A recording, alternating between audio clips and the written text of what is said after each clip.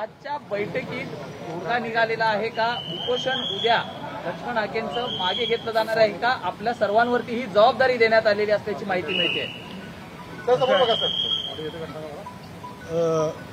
वडीगोद्रीला लक्ष्मण हाके आणि नवनाथ वाघमारे हे दोघे जण 9 दिवस झालेले आहेत उपोषण करत आहेत आणि त्यांच्याच बरोबर मंगेश ससाणे हे पुण्याला उपोषणाला बसलेले आहेत.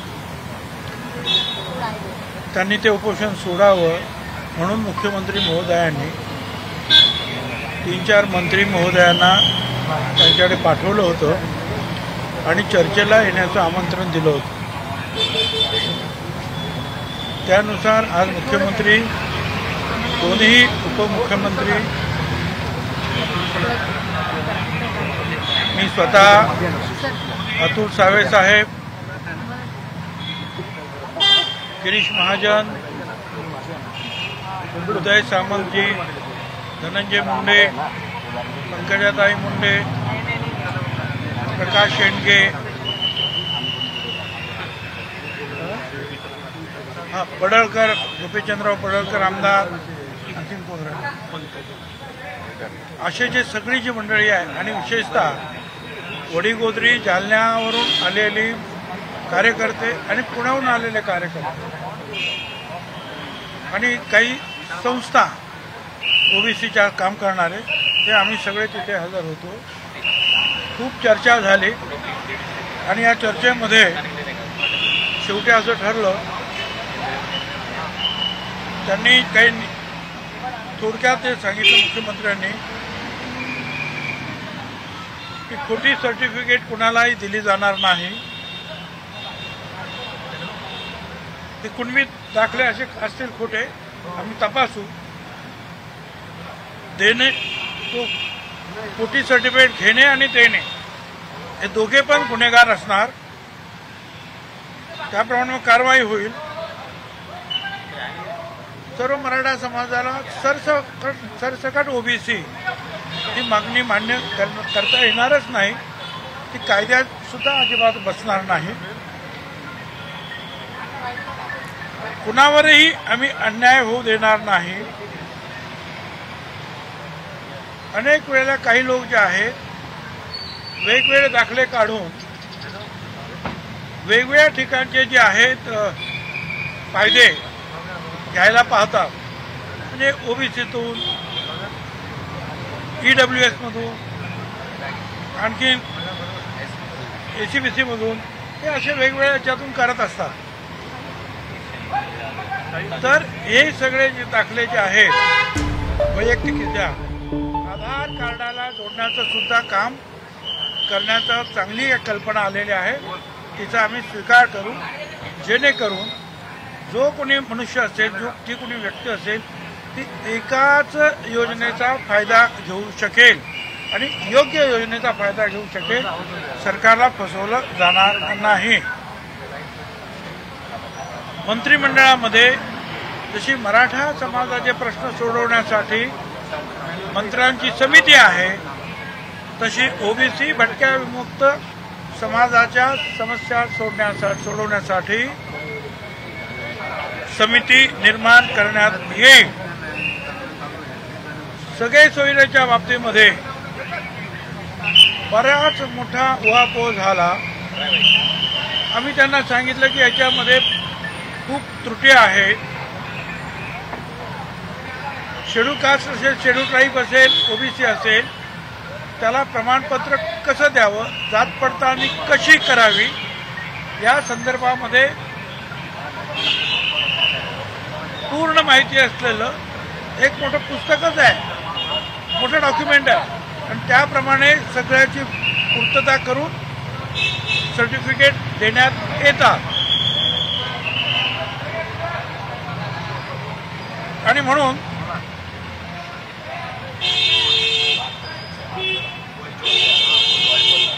तर हे जे आहे सगळे सोयरेचे, आम्ही म्हटलं मग गरज काय, जर एक डॉक्युमेंट आपल्याकडे आहेच जे आज 20-25 वर्ष चालू आहे, त्याला कोणी चॅलेंज केलेलं नाही, तर मग दुसरं असं एक सगळे चोर वेगळं करण्याची आवश्यकता नाही. त्यांनी सांगितलं जरूर तुम्ही सगळ्या तुमची द्या माहिती, आणि आम्ही सांगितलं आहे त्याच्यामध्ये सुद्धा काही त्रुटी आहेत. आमच्या वकिलांचा सुद्धा आम्ही सल्ला घेतो. त्यांनी सांगितलं ते आणून द्या आमच्याकडे. आणि असंही ठरलं अधिवेशन काळामध्ये सर्व पक्षीय नेत्यांची एक बैठक घेऊन या सगळे सोयऱ्यांच्या बाबतीमध्ये सुद्धा काय करायचं आहे याचा निर्णय आम्ही घेऊ. कशा प्रकारे हा प्रश्न सोडवायचा आहे याचा निर्णय सर्व पक्षांना विश्वासात घेऊन चर्चा करू अशा प्रकारचे जे आहे मुख्यमंत्र्यांनी आश्वासन दिलेलं आहे. त्यांनी हेही सांगितलं आम्ही मराठा समाजावर अन्याय करणार नाही, त्याचबरोबर विमुक्त, भटक्या विमुक्त आणि ओबीसी या समाजावर सुद्धा अन्याय करणार नाही, करू देणार नाही अशी आमची भूमिका आहे. वेगवेगळ्या ठिकाणी निवडणुकीच्या अगोदर, निवडणुकीच्या नंतर सुद्धा लहान लहान समाजाच्या घरांवर हल्ले झाले, हाणामाऱ्या झाल्या, बदला घेण्यात आला. अजूनही ते प्रकार त्या जिल्ह्यांमध्ये सुरू आहेत. त्या बाबतीमध्ये सुद्धा कडक कारवाई करू हे सुद्धा जे आहे मुख्यमंत्री आणि उपमुख्यमंत्र्यांनी सांगितलेलं आहे. आता ही सगळी माहिती जी आहे तुमच्याद्वारे तर तिकडे जाईल, पण काही मंत्री जे आहेत आम्ही उद्या पुण्याला पण आणि त्यांना वडीगोद्रीला जाऊन या सगळ्या गोष्टी समजावून सांगणार आणि त्यांना विनंती करणार की आमची सगळ्यांची विनंती आहे की तुम्ही आता इथे उपोषण समाप्त करावं, 2-4 दिवस आणखीन तुम्ही थोडंसं आराम करावा आणि त्यानंतर लवकरच इथे जी सर्वपक्षीय मिटिंग होणार आहे या सगळ्यांच्या संदर्भात त्याच्यामध्ये सुद्धा तुम्हाला भाग घेता येईल.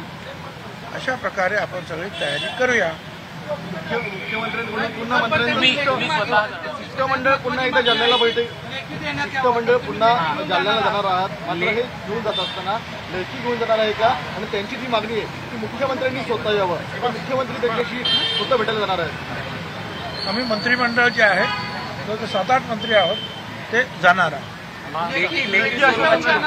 आम्ही जे आहे ते बोलू त्याच्यावर त्यांचा विश्वास बसेल, कारण मी तिथे आहे त्याच्यामध्ये काळजी करू नका. भुजबळ साहब हिंदी में बताइए आज आपकी बैठक. प्रश्नाचं उत्तर दिलं तुम्हाला. नाही सर, अहो, छगन भुजबळ बोलतो आहे मी ओबीसीचा लीडर आहे काय, आणि मी ज्या वेळेला निरोप घेऊन जातो आहे त्यावेळेला माझे ते लोक जे आहेत, माझे लोक आहेत ते विश्वास ठेवते. भुजबळ साहब हिंदी में बताइए आज आपकी बैठक हुई, कई घंटे चली. काय बोलायचं काय लावाला वेळ आणखी काय नाही. किन मुद्दों पर चर्चा हुई और बैठक के अंत में क्या निकल कर आया? नहीं, ये जो है उन्होंने उनको हम दरख्वास्त करेंगे. 7-8 मंत्री जो है कल जाएंगे. उन्होंने जो बातें वहाँ उन्होंने सवाल उठाया है उनका जवाब देने की हम कोशिश करेंगे. मुख्यमंत्री, उपमुख्यमंत्री, सारे मंत्री जो है बहुत सकारात्मक है इसके ऊपर. कुछ बातें उन्होंने मान ली है और उन्होंने ये भी कहा है कि ये सारे सवाल हम आने वाले अधिवेशन में सारे पार्टियों के नेताओं को बुलाकर उनके सामने उसको रखेंगे और ना ओबीसी और ये जो घुमंतु है उनके ऊपर भी अन्याय न होना, मराठा समाज के ऊपर भी अन्याय नहीं होगा, ये कोशिश हमारी रहेगी. आज किन मुद्दों पर चर्चा हुई और मुख्यमंत्री जी ने क्या आश्वासन दिया? किन मुद्दों पर चर्चा हुई और मुख्यमंत्री जी ने क्या आश्वासन दिया उस बारे में भी बताइए. कहा ना कि एक सर्वपक्षीय मीटिंग में बुलाएंगे. एक जो आपको जिस कैटेगरी में आप है, ओबीसी में है, एसीबीसी में है, ईडब्ल्यूएस में है, तो उसको जो है आधार कार्ड से जोड़ेंगे ताकि एक आदमी, एक व्यक्ति, एक शख्स एक ही जगह जो है वो अर्जी कर सकता है. ये होगा. और साथ में जो जहाँ जहाँ कानून हाथ में लिया जा रहा है वहाँ हम कार्रवाई करेंगे. सारी बातें जातिगत जनगणना की मांग आप करते हैं सर. राजकीय करिअर तुमचं संपवू असं म्हणता येते. भुजबळांचं राजकीय करिअर आम्ही संपवू. बताइए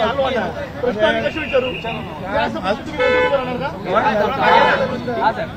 तुम्ही एक मिनिट बाजूला या ना, मला विचारू द्या. भुजबळ साहेब, एकीकडे तुम्ही विश्वास व्यक्त करताय की मी ओबीसी मार्गर आहे, मी कुपोषण मागे घेण्यासाठी म्हणून जरांगे पाटलांनी आपल्याला सांगितलं ना, आता उत्तर दिलं ना. तुम्हाला आव्हान दिले जरांगे पाटील. जरांगे पाटलांनी छगन भुजबळच्या शब्दावर विश्वास आहे. जरांगे पाटलांनी आपल्याला म्हटलेलं आहे की भुजबळांचं राजकीय करिअर आम्ही उद्ध्वस्त करू.